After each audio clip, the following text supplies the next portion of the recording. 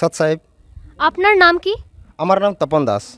Sir, এখন আমরা যে দেখছি সোশ্যাল মিডিয়াতে জ্ঞানগঙ্গা বইয়ের খুব বিরোধ হচ্ছে, তাহলে আমরা জানতে চাই জ্ঞানগঙ্গা বইয়ের এত বিরোধ কেন হচ্ছে? এর মধ্যে কি লেখা আছে? দেখুন, জ্ঞানগঙ্গার মধ্যে যা লেখা আছে, প্রথমে ওনাদেরকে জ্ঞানগঙ্গা বই পড়তে হবে এবং শাস্ত্রে কি লেখা আছে সেটাও ওনাদেরকে পড়তে হবে। দুটো পড়েই নিষ্কর্ষ বার করতে হবে যে কোনটা সত্যি কোনটা বাস্তব। জ্ঞানগঙ্গা বইয়ে কী খারাপ লেখা আছে, শাস্ত্রতে কি দেয়া আছে, সবটাই পড়ে মিলাতে হবে।